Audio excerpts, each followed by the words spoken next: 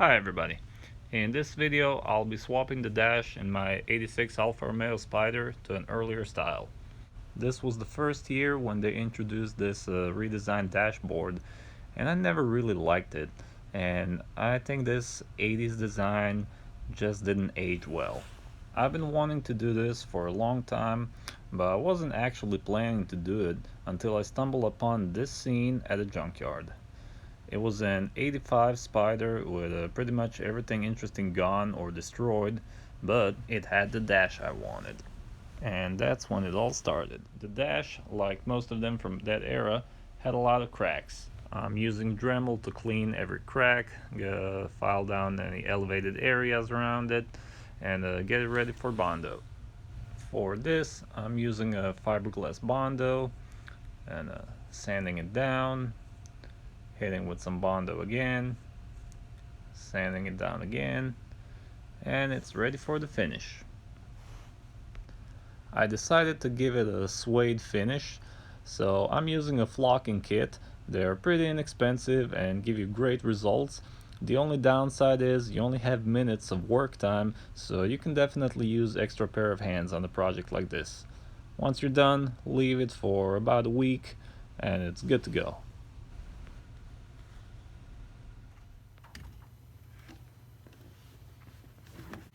So we have these 4 screws to release the horn mechanism.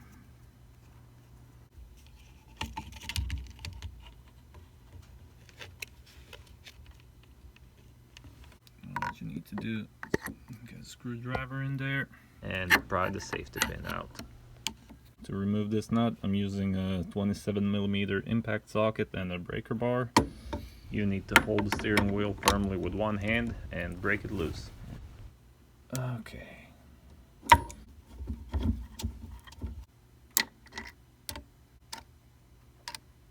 To pull the steering wheel, I rented a steering wheel puller kit, but mine did not come with correct bolts. You need M6 bolts, they're at least 5 inches long. Now those are somewhat hard to find, so instead I used 2 pieces of M6 threaded rod, some nuts and some washers, and you're good to go.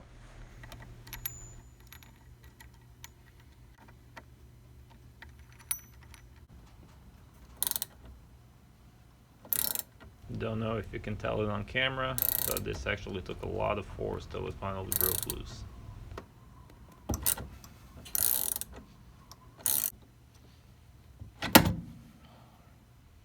Here we have 4 Phillips head screws holding the plastic around the steering column.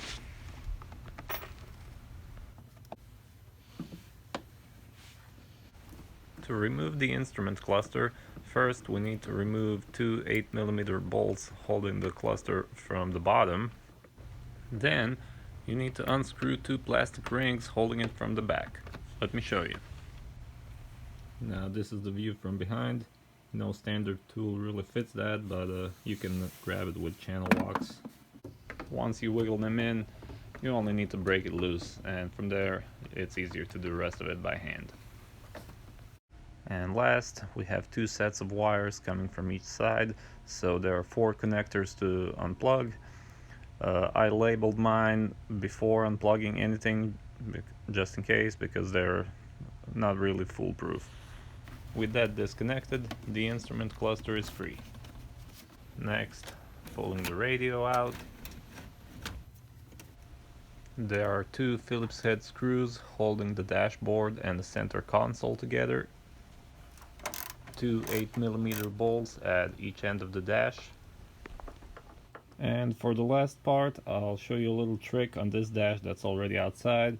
So first you'll need to remove the AC hoses, and then you'll see you have these 2 wing nuts. They're pretty hard to start with your bare hand, so the trick, you can use a 24mm socket, and it's a perfect diameter. It'll go right over it, and that way you can use a ratchet and an extension. I wish I had that when I was taking out the first one. Now the dash is ready to come out. Remember to open the passenger door to relieve the tension. And finally, it's out. Only thing I forgot was to disconnect the wires for the glove box light. Just a quick piece of advice right here. The reason why I left the steering wheel inside for the most part of the process is to protect these little levers. They're very fragile and gentle. It's very easy to break them. You'll be getting in and out of the car a lot, dozens of times during this process, and especially if you're in a hurry, it's very easy to hit them, so it's better to hit the steering wheel and slide in, and that way you don't have to worry about hitting them with your knee or something. With the dashboard out, you don't want to miss the opportunity to replace the hoses coming from the rain tray. Let me show you why.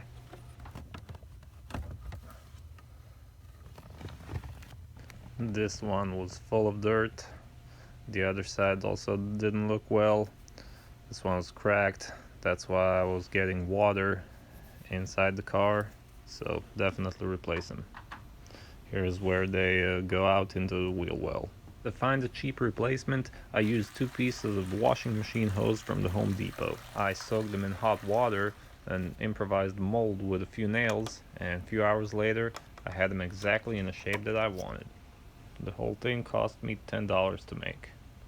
I repeated the same process to preform the ends that will be going onto the rain tray. It will make the installation a lot easier. I also used this opportunity to wrap the wiring harness. Nothing crazy, just to make everything a little bit less messy. Okay, and here are all the parts. It took me a while, it took me a few months to get all the parts necessary for this, and they came from roughly 10 different cars till I finally had everything. So let's start with the radio. I wanted something as simple as possible, something that doesn't stand out, but I retrofitted it with this Bluetooth module, so that'll be a cool little add-on. Here's our dash, nicely finished, suede, nicely restored. Now, as for gauges, I went with a electronic tachometer and a mechanical speedo, because I figured that'll be the easiest way to do the swap. Just hook it up instead of the impulse generator, just go straight to the transmission. These gauges here came with the dash, but I'm only going to use the wiring harness. I don't like how these look. If I'm doing all this, I might as well go with a chrome look, and these look way nicer. I also have brand new chrome rings to go with it. Big thank you to Graham for sending me this little piece. I don't know where would I find that. And lastly, the steering wheel from the last video. Here I'm assembling the new dash. I started with a radio, and moving on to 3 center gauges. Now this would be a perfect time to replace all the light bulbs in them, but I tested all of mine, they all seem to be working fine, and I just didn't want to make them look unnaturally bright. Maybe I'll regret this later, but I can always come back sometimes later and replace them. Here's the trickiest part of the whole swap, getting the wiring right from the later style to the earlier style. So if you're doing this, pay attention, because I have everything broken down. Here are the connector numbers, everything's color coded. Here's a view from the factory manual, and you're welcome. So here's where I'm at now. I have all the wiring figured out, but when I was pulling the dash from that car, I didn't think to take the other side of this connector, the other side, the car side of the wiring harness. So I'll have to build one from scratch, and this was for some reason very hard to find. I mean, it cost $10, but it took me an hour of searching for this. But anyway, this is the point of no return, cutting the wiring harness and making a custom connector that will fit the earlier style. I'm taking my time, triple checking everything, because dealing with electrical and wirings was never really my strong side. There are 7 wires going to our new connector and a few individual wires going to the main gauges, such as speedo and tach lighting, turn signal indicator, alternator warning light, and so on. I'm putting heat shrink tubing on the rest of the wires and leaving them if I decide to add something in the future, such as high beams, warning light, or hazard lights, or something like that. With all the wiring sorted out, the dash is ready to go back in. Remember to connect the glove box light first. Also, sitting in the center of a car kind of helps. You get better balance and reach. Again, be careful with all the levers, turn signal levers, and so on. And then from there, it's pretty straightforward. Here, I'm reconnecting the wiring harness, and it definitely paid off having all the connectors numbered before disconnecting them.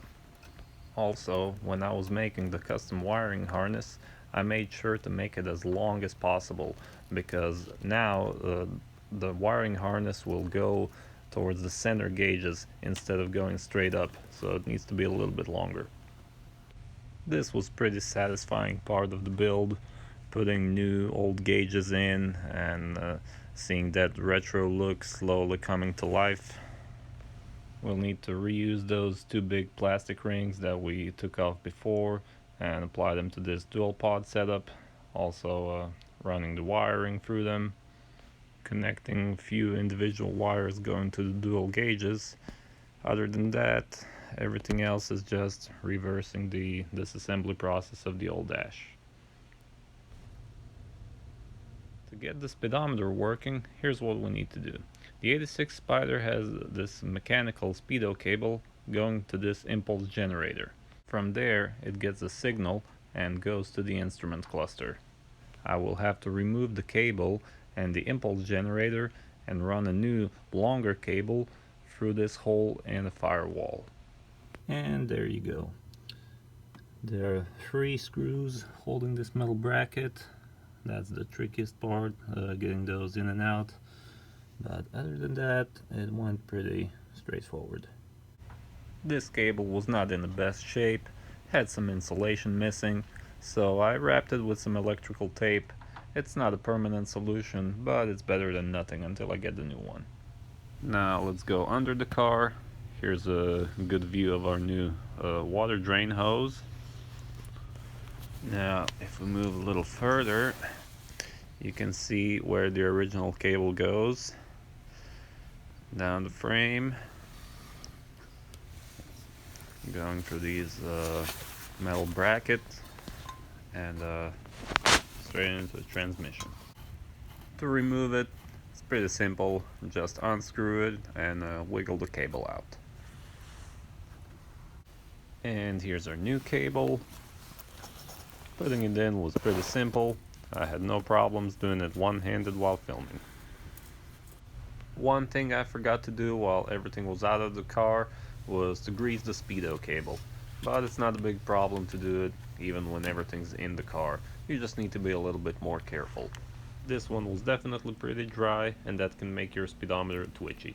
I'm using white lithium grease, smearing it all the way around and snaking it through the outer sleeve. Just remember, you don't want to grease it all the way up. You want to stop a few inches before the speedometer, because if that grease ends up in a speedo, it can ruin it. The last and somewhat unexpected problem was steering wheels not being compatible in regards to horn mechanisms. On my Spider, the horn gets the ground from the chassis by through this pin, like this.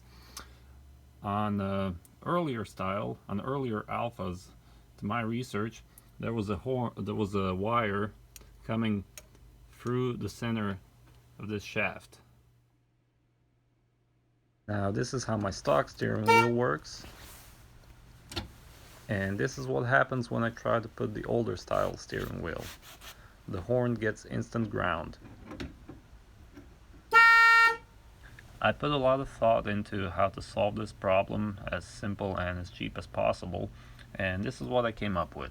The little contact point on the steering column is touching this giant washer, so I'm gonna build a conductive ring to bypass it. The idea is to make it conductive only on one side so it can bypass that big metal washer. And this sheet of aluminum seems to be working pretty well already, just being clear coated in the factory. After taking some measurements, I started gently marking my design in with a compass. Like I said before, dealing with electronics is not really my strong side, and if anybody has a better solution to this, feel free to let me know in the comments. Other than that, this cost me 40 cents to make, and it's totally reversible.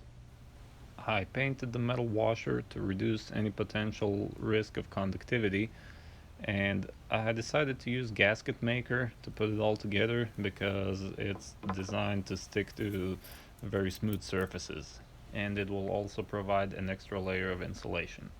When I was happy with how it looked, I put some weight on it, let it sit overnight, and 24 hours later, this is what I had. It actually looks kind of cool.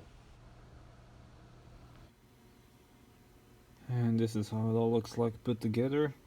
So we have just the right gap between the ring on the steering wheel and our new ring. So this is what happens when you press the horn. Alright, let's see if it works in real life.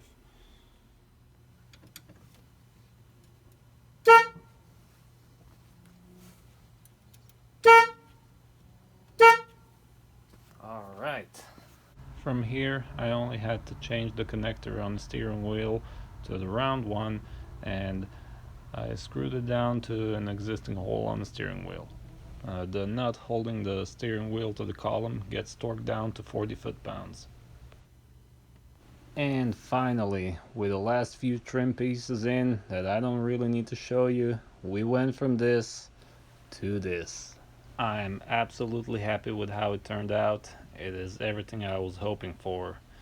Now, before you say it, yes, it's definitely easier to just go and buy a car with a dash, with the type of dash that you want if it bothers you that much.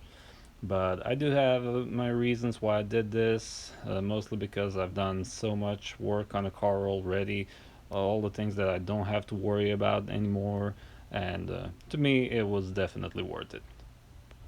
Now I totally have to get new seats or have these reupholstered, because that's the last eyesore in the interior now, and I can go back, put my focus back on the mechanical side of the car. Until then, thank you all for watching. Sloppy out. Mechanical speedo cable going from the transmission into this impulse generator, and I can't do this. I can't do this like that.